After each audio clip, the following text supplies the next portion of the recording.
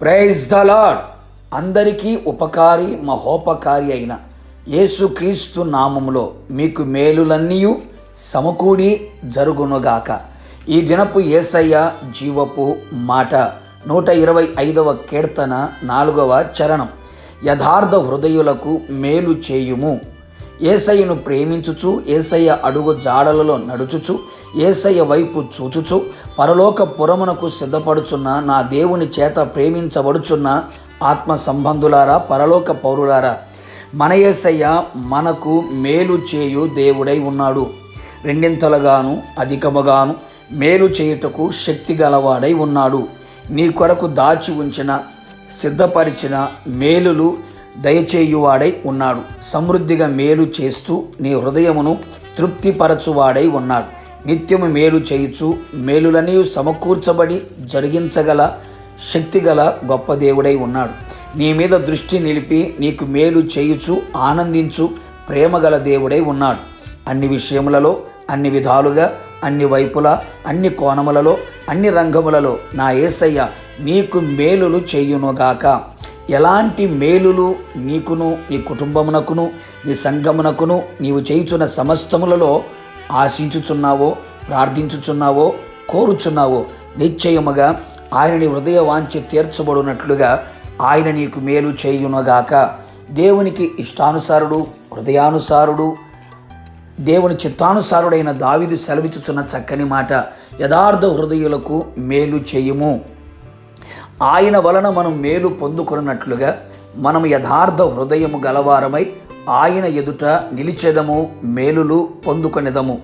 మోసకరమైన ఘోరమైన వ్యాధి కలిగిన 13 రకాల పాపములతో నింపబడిన ఈ హృదయము యేసు రక్తముతో కడగబడి, వాక్యముతో నింపబడి, దేవుని ప్రేమతో కుమ్మరించబడి, ప్రభువుగా ఆయననే ప్రతిష్ఠించబడి ఉన్నప్పుడు నిశ్చయముగా యథార్థ హృదయుడవై మేలు పొందుదువు.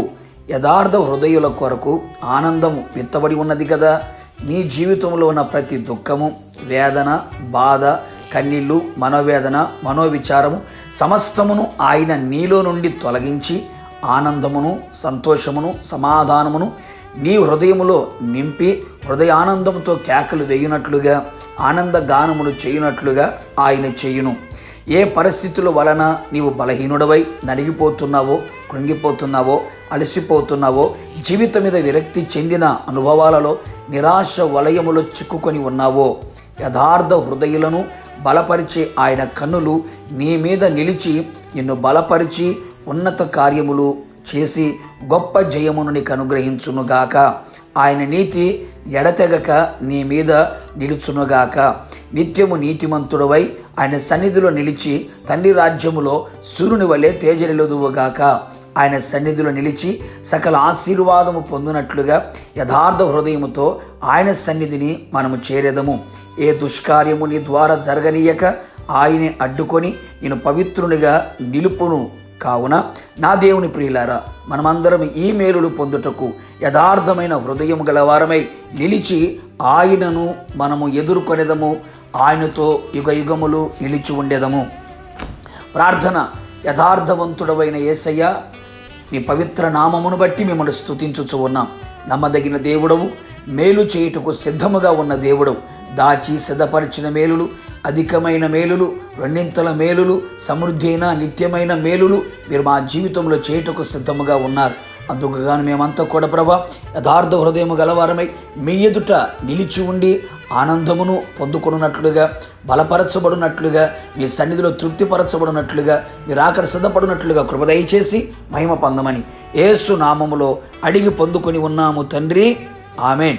నిశ్చయముగా నా యేసయ్య మీకును, మీ కుటుంబ సభ్యులందరికీ మీ యథార్థ హృదయమును బట్టి ఆయన మీకు మేలు చేయునుగాక. God bless you.